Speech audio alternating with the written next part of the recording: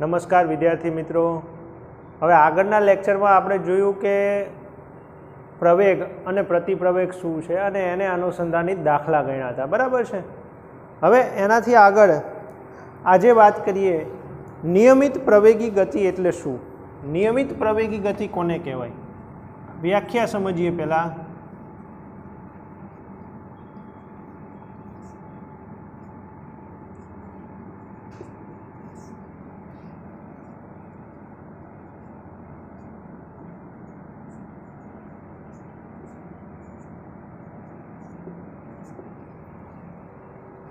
આપણે આની અગાઉ પણ કીધું હતું નિયમિત પ્રવેગ અને અનિયમિત પ્રવેગ, નિયમિત પ્રવેગ અને અસમાન પ્રવેગ એની વાત કરી ગયા હતા। હવે ખાસ સમજજો, વસ્તુ એ જ છે, સુરેખ પથ પર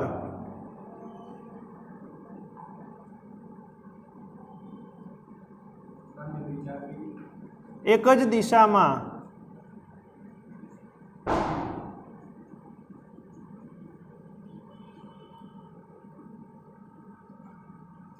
गति करता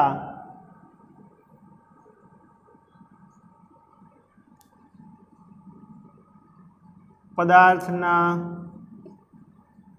वेगमां थतो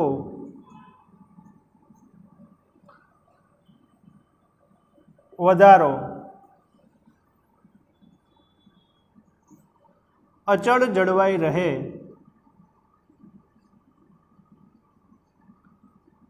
तो ते पदार्थ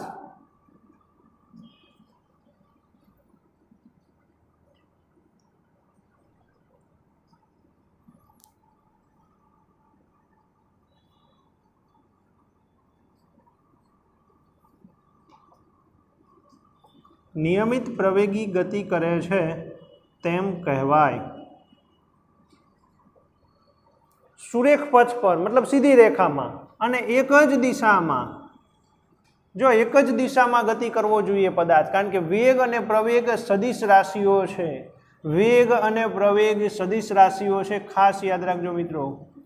हवे जो आ राशिओ सदिश होय तो एने दिशा साथे संबंध होय, एटले आपणे अहींया नियमित प्रवेगी गति माटे व्याख्यामां ज कही दीधुं के सुरेख पथ पर एक ज दिशामां कोई पदार्थ गति करतो होय अने एना वेगमां थतो वधारो अचल जळवाई रहे। वेगमां वधारो थाय छे पण ए वधारो सरखो होवो जोईए। जो ये वधारो सरखो होय तो ये पदार्थ नियमित प्रवेगी गति करे छे एवुं कहेवाय। हूँ तमने एक उदाहरण आपું છું। मैं आनी पहेलाय पण आपेલું હતું उदाहरण। मानी लो के पदार्थने ए बिंदुथी बी बिंदुए जवुं छे, एमां पहली 10 सेकंड हती त्यारे पदार्थ 10 मीटर अंतर कापे छे, बीजी 10 सेकंड में पदार्थ 20 मीटर अंतर कापे छे, त्रीजी 10 सेकंड में पदार्थ 30 मीटर अंतर कापे छे અને ચોથી 10 સેકન્ડમાં પદાર્થ 40 મીટર અંતર કાપે છે। માની લો કે ખાલી હું આટલા ગાળાના વેગની વાત કરું તો અહીંયા મને વેગનું મૂલ્ય મળે છે 1 મીટર પ્રતિ સેકન્ડ। અહીંયા મને વેગનું મૂલ્ય મળે છે 2 મીટર પ્રતિ સેકન્ડ। અહીંયા મને વેગનું મૂલ્ય મળે છે 3 મીટર પ્રતિ સેકન્ડ અને છેલ્લે અહીંયા મને વેગનું મૂલ્ય મળે છે 4 મીટર પ્રતિ સેકન્ડ। चलो वेग में शू थाय छे ए आपने खबर है। वेग में वधारो थाय छे, पण केटलानो वधारो थाय छे तो कि अहींया 1 मीटर प्रति सेकंड स्क्वेर, अहींया 1 मीटर प्रति सेकंड स्क्वेर, अहींया पण 1 मीटर प्रति सेकंड स्क्वेर नो वधारो थाय छे। आ वधारो केवो छे? आ वधारो केवो छे? अचल छे। तो आवा किस्सामां पदार्थ नियमित प्रवेगी गति करे छे एवुं कहेवाय, कारण के एक ज दिशा में गति करे छे। सुरेख पथ पर वेग में वधारो थाय छे। हाँ, वधारो पण केवो छे? अचल छे। दरेक वखते एकनो ज वधारो थाय छे। तो आवा किस्सा में पदार्थ केवी गति करे छे? नियमित प्रवेगी गति करे छे। व्यवहार में आवुं कोई उदाहरण छे? हाँ, अमुक ऊंचाईएथी कोईपण पदार्थने कोईपण प्रकारनुं बाह्यबळ आप्या वगर छोड़ी देवामां आवे। अमुक ऊंचाईएथी पदार्थने कोईपण प्रकारनुं बाह्यबळ आप्या वगर छोड़ी देवामां आवे तो ये पदार्थ पृथ्वीना गुरुत्वाकर्षण बळनी असर हेठळ नियमित प्रवेगी गति करी अने नीचे पड़े छे। માની લો કે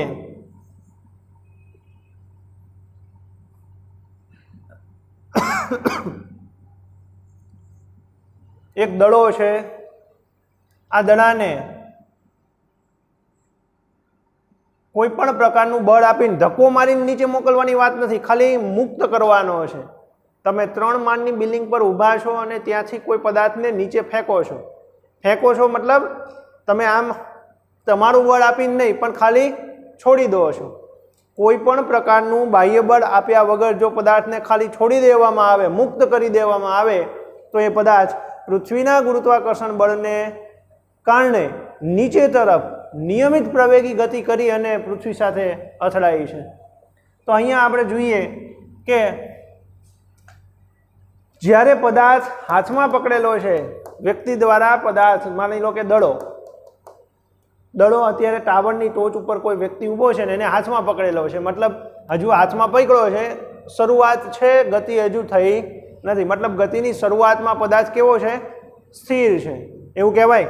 માની લો કે એ વખતના સમયની હું વાત કરું કે 1 સેકન્ડનો સમય થયો છે, 1 સેકન્ડ, એ વખતે પદાર્થ 0 મીટર પ્રતિ સેકન્ડનો વેગ ધરાવે છે.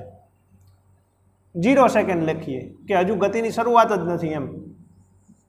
સમય અને વેગ.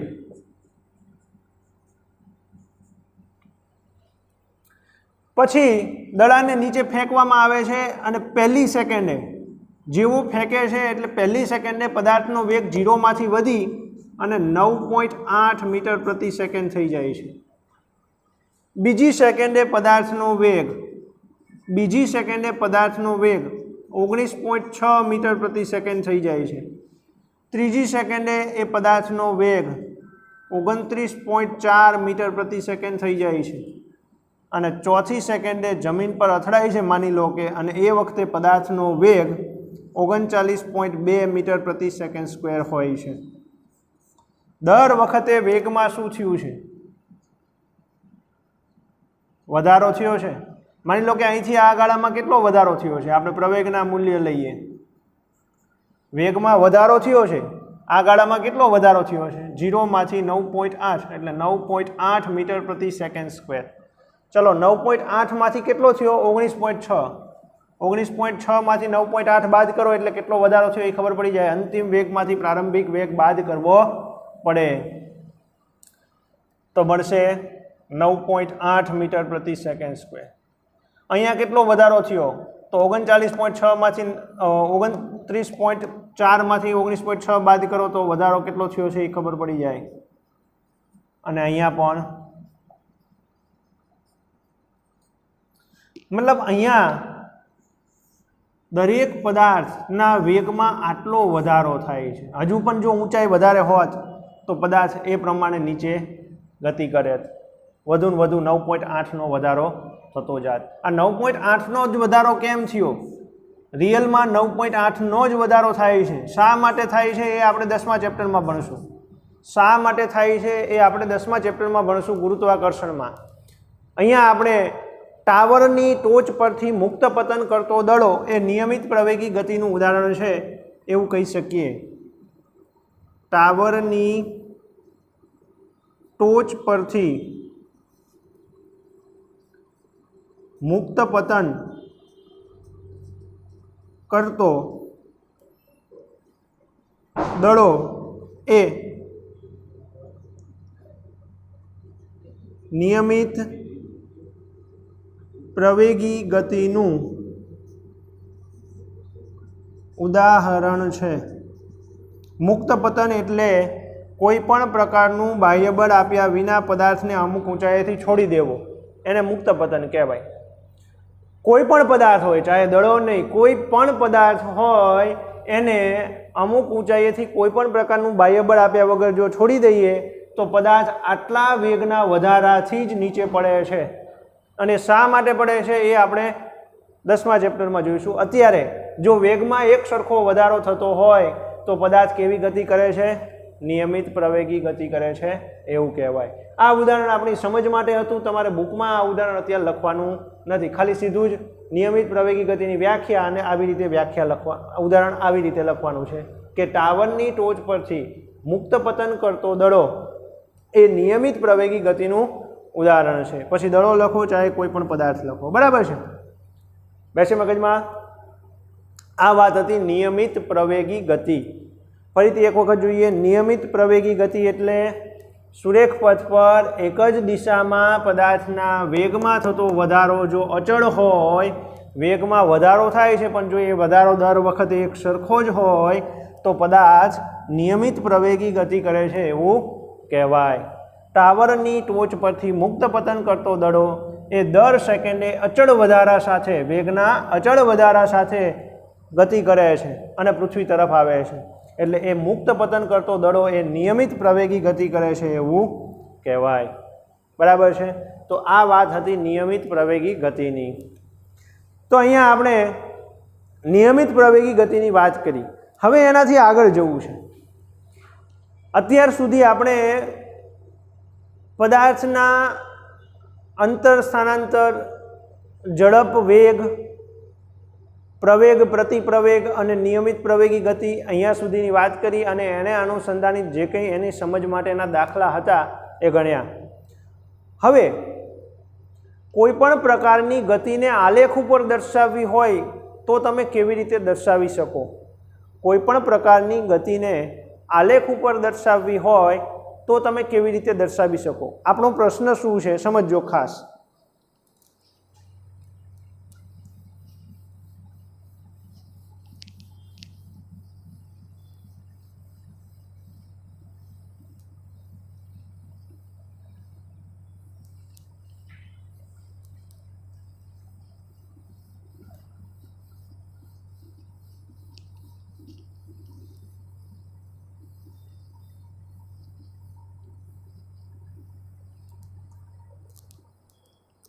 ગતિનું આલેખીય નિરૂપણ.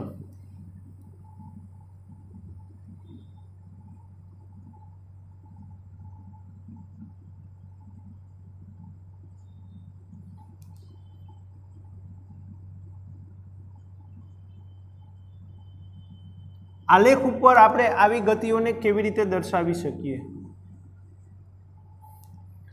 ચાલો દરેક માટે જોઈએ. પહેલાં આપણે અંતર વિરુદ્ધ સમયના, ગતિને આધારે અંતર વિરુદ્ધ સમયના આલેખો જોવા છે અને પછી આપણે વેગ વિરુદ્ધ સમયના આલેખો જોવા છે. અંતર વિરુદ્ધ સમયના 4 આલેખ છે અને વેગ વિરુદ્ધ સમયના 4 આલેખ છે. સૌથી પહેલાં આપણે અંતર વિરુદ્ધ સમયના આલેખોની વાત કરીએ.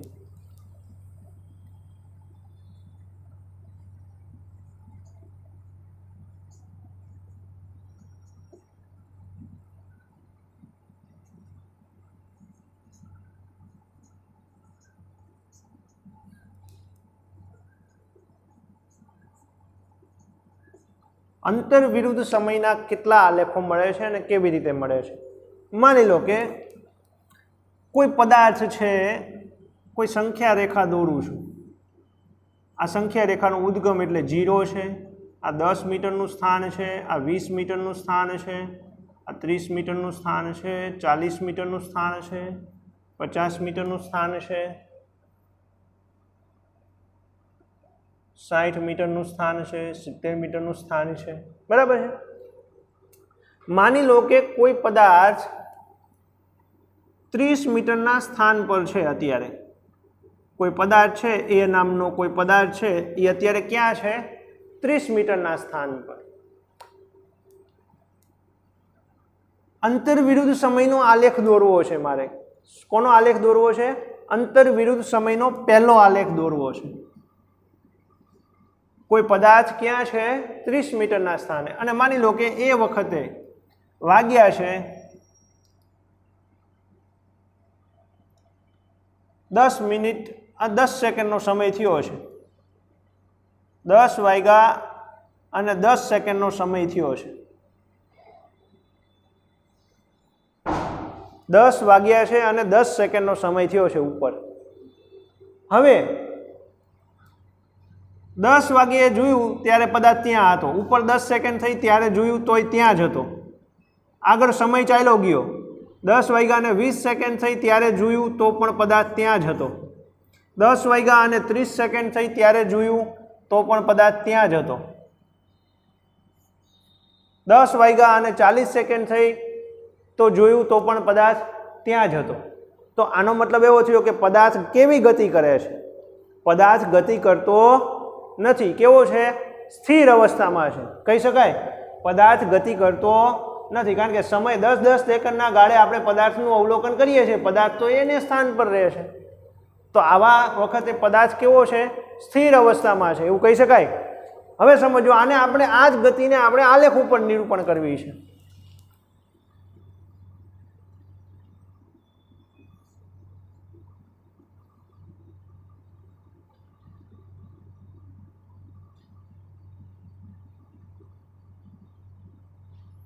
વાય અક્ષ છે, ઊભી અક્ષને વાય અક્ષ કહીએ છીએ અને એક્સ અક્ષ કહીએ છીએ। આ ઉદ્ગમ છે 0, 10, 20, 30, 40। આ છે સમય અને આ છે અંતર। ઓકે, 0 સેકન્ડના સમયે એક્ઝેક્ટ 10 વાગે જોયું ત્યારે પદાર્થ અહીંયા હતો 30 પછી 10 સેકન્ડનો સમય, 10 સેકન્ડના સમયે જોયું તો પણ પદાર્થ ક્યાં હતો? 30 સેકન્ડે જ। 20 સેકન્ડના સમયે જોયું તો પણ ત્યાં જ હતો, તો પણ ત્યાં જ હતો। 40 સેકન્ડે જોયું તો પણ ત્યાં જ હતો। મતલબ આનો આલેખ કેવો બને? કેવો આલેખ બન્યો જુઓ, આવો આલેખ બન્યો। આ આલેખ કેવો કહેવાય? એક્સ અક્ષને સમાંતર કહેવાય। એક્સ અક્ષને સમાંતર આલેખ કેવો મળ્યો? તો કે એક્સ અક્ષને સમાંતર। પદાર્થ કેવી ગતિ કરે છે? તો કે પદાર્થ સ્થિર અવસ્થામાં છે, કહી શકાય।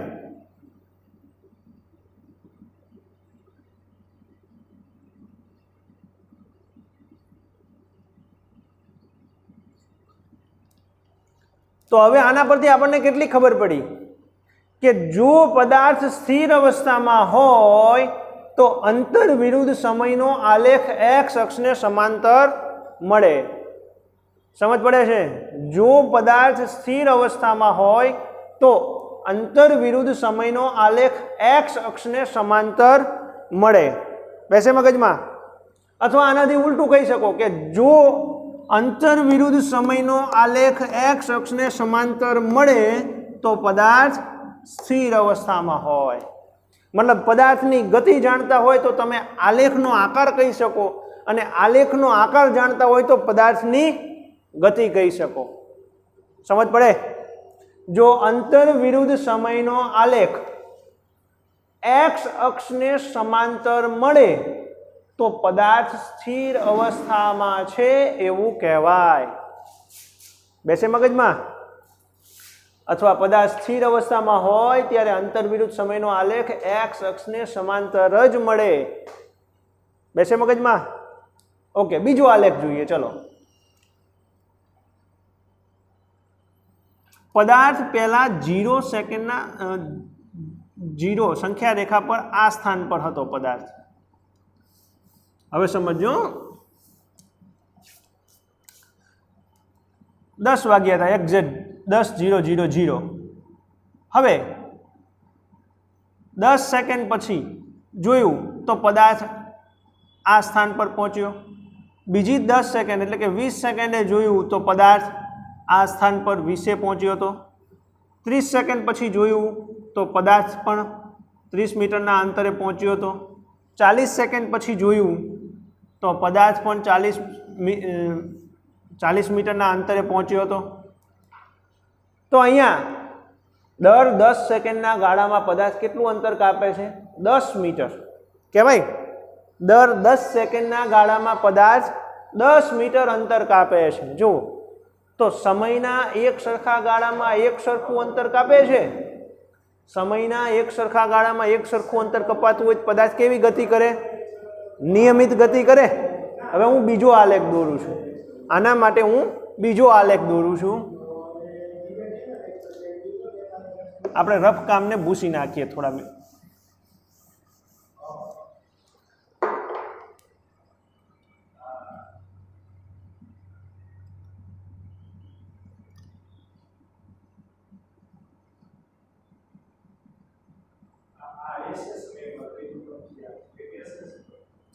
आ वाय अक्ष है, आ एक्स अक्ष है,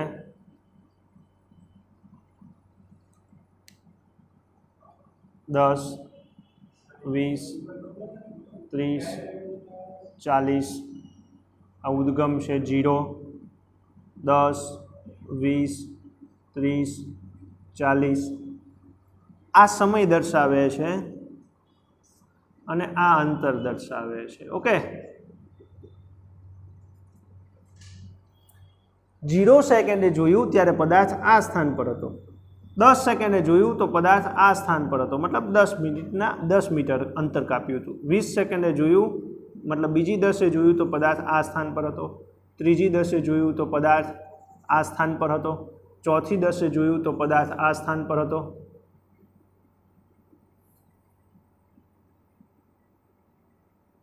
ओके, आगळ आगळ जोता गया अने गतिनुं अवलोकन करता गया तो जाणवा मळ्युं के पदार्थनो आलेख आवो मळे छे। आ आलेखने शुं कहेवाय? आ आलेखने कहेवाय सुरेखा आलेख। केवो आलेख? सुरेखा आलेख। अने अत्यारे पदार्थ समयना एक सरखा गाळामां एक सरखुं अंतर कापे छे। जो एवं अंतर कपातुं होय तो पदार्थनी गति केवी होय? नियमित गति। केवी होय? नियमित गति। तो खास याद राखजो मित्रों, अंतर विरुद्ध समयनो आलेख सुरेखा मळे तो पदार्थ नियमित गति करे छे एवं कहेवाय। अंतर विरुद्ध समयनो आलेख सुरेखा मळे तो पदार्थ नियमित गति करे छे, अथवा पदार्थनी नियमित गति माटे अंतर विरुद्ध समयनो आलेख केवो मळे? हमेशा सुरेखा ज मळे।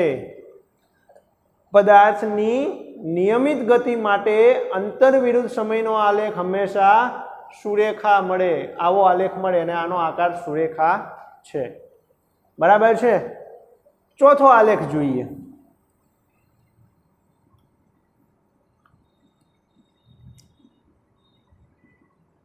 सॉरी, त्रीजो आलेख जोईए। समझो।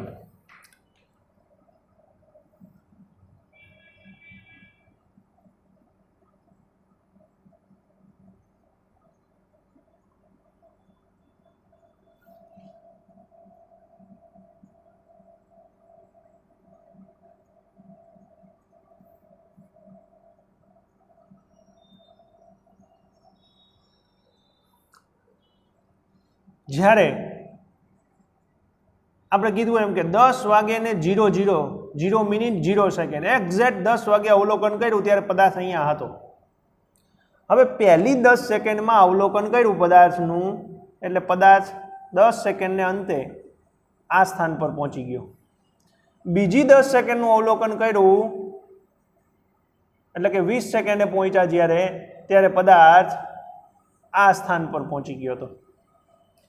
पदार्थ आ स्थान पर पहुंची गयो तो त्रीजी 10 सेकंड अवलोकन कर्युं। त्रीजी 10 सेकंड तो त्रीजी 10 सेकंड एटले के 30 सेकंड समय पदार्थ आ स्थान पर पहुंची गयो तो।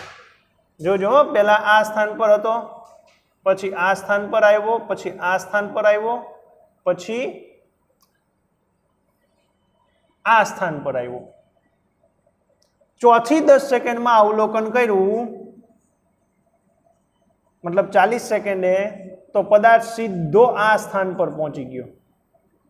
ए आ स्थान पर मतलब पहली 10 सेकंड में कितनु अंतर काप्युं? 10 मीटर। पहली 10 सेकंड में 10 मीटर अंतर काप्युं। पछी बीजी 10 सेकंड ना गाळामां एटले के 10 થી 20 ની વચ્ચે बीजी 10 सेकंड में कितनु अंतर काप्युं? 20 मीटर अंतर कापी नाख्युं। त्रीजी 10 सेकंड नो गाळो लईए। त्रीजी 10 सेकंड एटले के 30 सेकंड नो गाळो। त्रीजी 10 सेकंड ना गाळामां 30 मीटर अंतर कापी नाख्युं। चौथी 10 सेकंड ना गाळामां 40 मीटर अंतर कापी नाख्युं। जोवो तमने देखाय छे। तो अहींया अहींया वेग केटलो थाय? 1 मीटर प्रति सेकंड। अहींया वेग केटलो थाय? 2 मीटर प्रति सेकंड। अहींया वेग केटलो थाय? 3 मीटर प्रति सेकंड। अने अहींया वेग केटलो थाय? 4 મીટર પ્રતિ સેકન્ડ। પદાર્થના વેગમાં વધારો થયો છે, જુઓ એક એકનો વધારો થયો છે, દેખાય છે? અહીંયા વેગમાં વધારો નહોતો, દર વખતે એક સરખો જ વેગ મળતો હતો, દર 10 સેકન્ડના ગાળામાં 10 મીટર જ અંતર કાપતો હતો, એટલે એને નિયમિત ગતિ કહેવાય।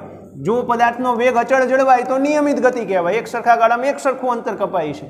પણ અહીંયા એક સરખા ગાળામાં એક સરખું નથી, પહેલી 10 સેકન્ડમાં 10 મીટર, બીજી 10 સેકન્ડમાં 20 મીટર અંતર કાપી નાખ્યું, ત્રીજી 10 સેકન્ડમાં 30 મીટર અંતર કાપી નાખ્યું, ચોથી 10 સેકન્ડમાં 40 મીટર અંતર કાપી નાખ્યું। મતલબ પહેલી 10 સેકન્ડમાં એની સ્પીડ ધીમી હતી, બીજી 10 સેકન્ડમાં વધી ગઈ, ત્રીજી 10 સેકન્ડમાં વધી ગઈ, ચોથી 10 સેકન્ડમાં વધી ગઈ।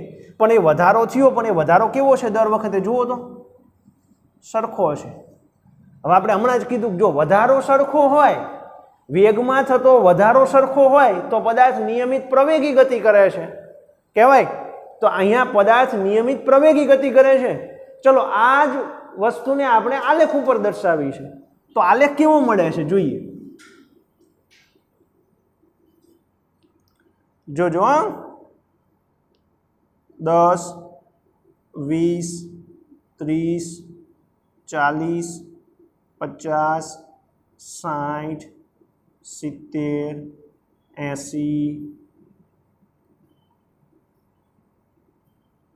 90 અને 100। ઓકે, આ અંતર દર્શાવે છે, આ વાય અક્ષ છે, આ એક્સ અક્ષ છે, આ 0 ઉદ્ગમ 10, 20, 30, 40। ચાલો પહેલી 10 સેકન્ડમાં પદાર્થે 10 મીટરનું અંતર કાપ્યું, 10 સેકન્ડના સમયમાં પદાર્થે 10 મીટરનું અંતર કાપ્યું। બીજી 10 સેકન્ડમાં પદાર્થે સીધું 30 મીટર અંતર કાપી નાખ્યું, ચોથી 10 સેકન્ડમાં પદાર્થે સીધું 60 મીટર અંતર કાપી નાખ્યું, અને ચોથી 10 સેકન્ડમાં પદાર્થે સીધું 100 મીટર અંતર કાપી નાખ્યું। મતલબ આ આલેખ સીધો તો નથી મળતો, પણ કેવો મળે છે? આવો મળે છે। આ આલેખ કેવો મળે છે? આવો મળે છે। જોજો આવો આલેખ નથી મળ્યો, આવો આલેખ મળે છે। તો આવા આલેખને પરવલયાકાર આલેખ કહેવાય। કેવો કહેવાય?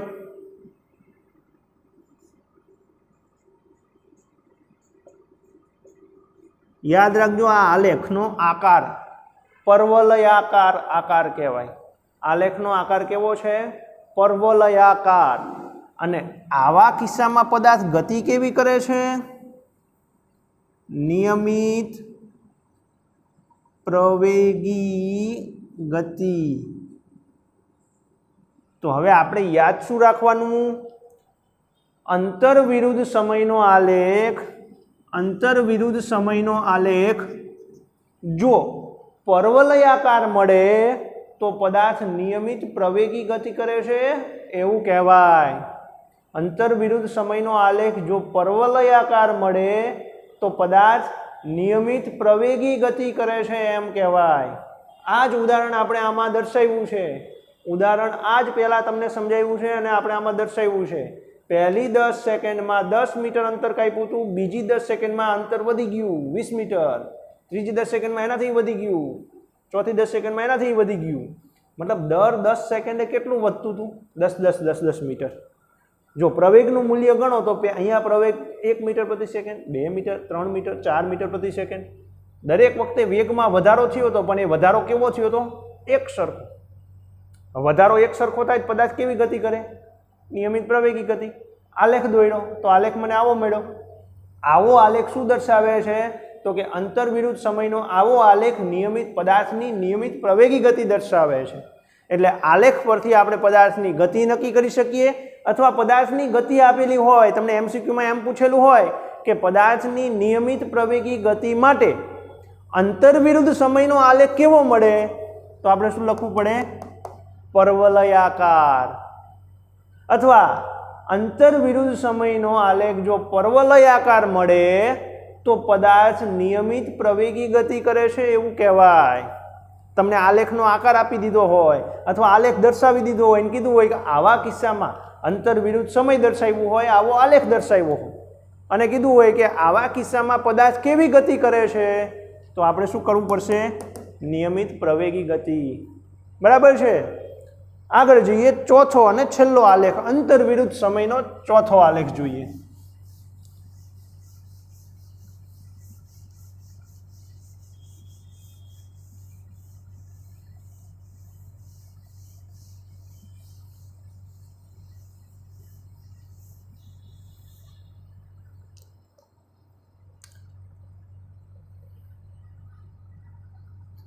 હું એક ઉદાહરણ આપું છું તમને।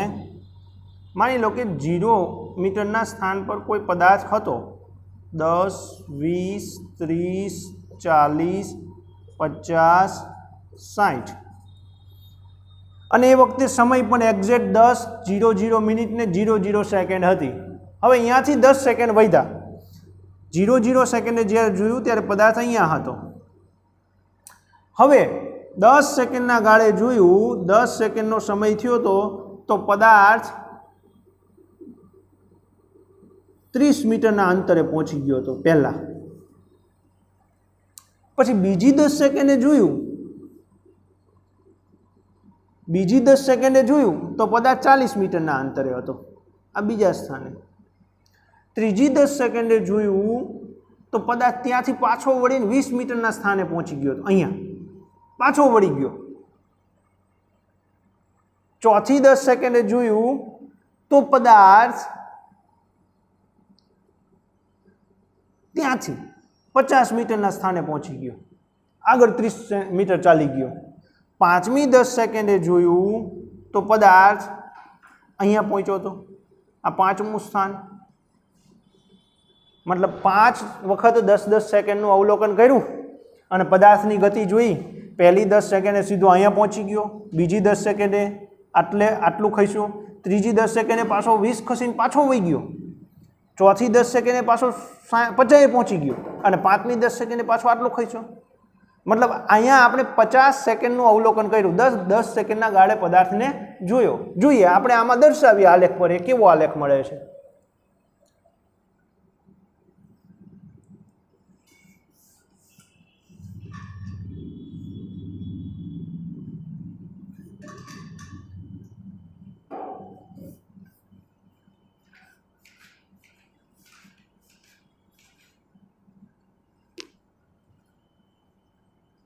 दस 20 30 40 50 60 10 20 30 40 50 ઉદ્ગમ છે 0।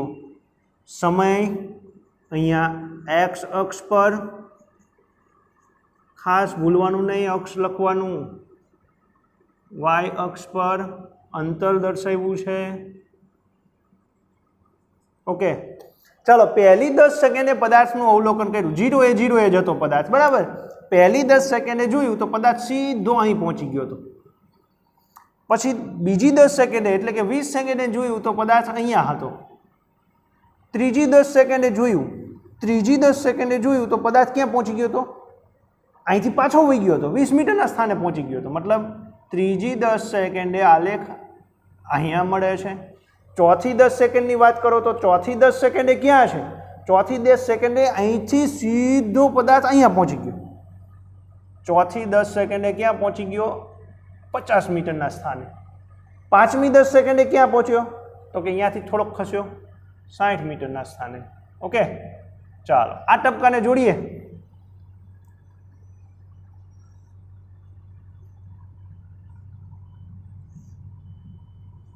લો આવો આલેખ મળે। આવા આલેખને શું કહેવાય? આ આકારને શું કહેવાય? અનિયમિત આકાર છે કોઈ આકાર?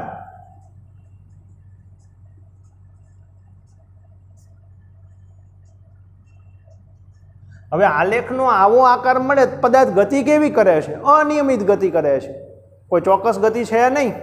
સમયનો ગાળો એક સરખો છે, ક્યાંક પદાર્થ વધારે અંતર કાપી નાખે છે, ક્યાંક ઓછું અંતર કાપે છે, બરાબર। જુઓ તમને આમાં મળે, ખબર પડે છે, ક્યારેક પદાર્થ 10 મીટર દોડે છે, ક્યારેક 30 મીટર દોડી નાખે, ક્યારેક 20 મીટર દોડે છે। સમયના એક સરખા ગાળામાં પદાર્થ એક સરખું અંતર કાપતો નથી। તો અહીંયા આપણે શું કહી શકીએ? પદાર્થની ગતિ કેવી છે? અનિયમિત ગતિ। ચાલો આ 4 આલેખ યાદ રાખવા પડે. જ્યારે પદાર્થનો આકાર અંતરવિરુદ્ધ સમયનો આકાર જ્યારે અનિયમિત મળે ત્યારે પદાર્થ અનિયમિત ગતિ કરે છે એમ કહેવાય. અથવા આપણે એમ કહી શકીએ કે પદાર્થની અનિયમિત ગતિ માટે અંતરવિરુદ્ધ સમયનો આલેખ કેવો મળે છે? અનિયમિત આકાર મળે છે. બરાબર છે. આ 4 આલેખો છે અંતરવિરુદ્ધ સમયના આ 4 આલેખો છે. યાદ રહેશે મિત્રો? ફરીથી એક વખત, અંતરવિરુદ્ધ સમયનો આલેખ જ્યારે એક્સ અક્ષને સમાંતર મળે ત્યારે પદાર્થ સ્થિર અવસ્થામાં હોય છે, પદાર્થ ખસતો જ નથી. અંતરવિરુદ્ધ સમયનો આલેખ જ્યારે એક્સ અક્ષને સમાંતર મળે ત્યારે પદાર્થ સ્થિર અવસ્થામાં હોય છે, અથવા પદાર્થની સ્થિર અવસ્થા માટે અંતરવિરુદ્ધ સમયનો આલેખ એક્સ અક્ષને સમાંતર મળે છે. બીજો, અંતરવિરુદ્ધ સમયનો આલેખ સુરેખા મળે તો પદાર્થ નિયમિત ગતિ કરે છે. અંતરવિરુદ્ધ સમયનો આલેખ સુરેખા મળે તો પદાર્થ નિયમિત ગતિ કરે છે. અથવા એવું કહી શકીએ કે પદાર્થની નિયમિત ગતિ માટે અંતરવિરુદ્ધ સમયનો આલેખ સુરેખા મળે છે. પદાર્થની નિયમિત ગતિ માટે અંતરવિરુદ્ધ સમયનો આલેખ સુરેખા મળે છે. અંતરવિરુદ્ધ સમયનો આલેખ પર્વલયાકાર મળે, અંતરવિરુદ્ધ સમયનો આલેખ પર્વલયાકાર મળે તો પદાર્થ નિયમિત પ્રવેગી ગતિ કરે છે એમ કહેવાય. અથવા એનાથી ઉલટું બોલવું હોય તો પદાર્થની નિયમિત પ્રવેગી ગતિ માટે હંમેશા અંતરવિરુદ્ધ સમયનો આલેખ પર્વલયાકાર જ મળે. અને છેલ્લો ને ચોથો આલેખ છે અંતરવિરુદ્ધ સમયનો આલેખ જ્યારે અનિયમિત આકાર મળે. અંતરવિરુદ્ધ સમયનો આલેખ જ્યારે અનિયમિત આકાર મળે ત્યારે પદાર્થ અનિયમિત ગતિ કરે છે એવું કહેવાય. અથવા પદાર્થની અનિયમિત ગતિ માટે અંતરવિરુદ્ધ સમયનો આલેખ હંમેશા અનિયમિત આકાર મળે. બરાબર છે. તો આ વાત હતી મિત્રો અંતરવિરુદ્ધ સમયના 4 આલેખની. આ આલેખોને ખાસ યાદ રાખવા પડશે. આલેખો પરથી જ ઘણા બધા MCQ બની શકે છે. અને આવા જ હજુ 4 આલેખ વેગ વિરુદ્ધ સમયના છે. કારણ કે હજુ તો તમે બીજા વેગ વિરુદ્ધ સમયના ભણશો એટલે તમારે યાદ રાખવું થોડું મુશ્કેલ બનશે, પણ જો સમજેલા હશો તો તમે વ્યવસ્થિત યાદ રાખી શકશો. એટલે ખાસ અંતરવિરુદ્ધ સમયના આ 4 આલેખો હું તમને મોકલી દઈશ. અંતરવિરુદ્ધ સમયના અને વેગ વિરુદ્ધ સમયના બેય જોડે જ હશે, લખવાના છે તમારે બેય જોડે જ. પણ આજે આપણે ભણશું આ એક જ. આવતા લેક્ચરમાં વેગ વિરુદ્ધ સમયના 4 આલેખો જોઈશું. તો આજે આપણે આજનો લેક્ચર અહીંયા સુધી રાખીએ છીએ. હવે નવા લેક્ચરમાં મળીએ ત્યારે વેગ વિરુદ્ધ સમયના આલેખોની વાત કરશું. બરાબર છે. નમસ્કાર.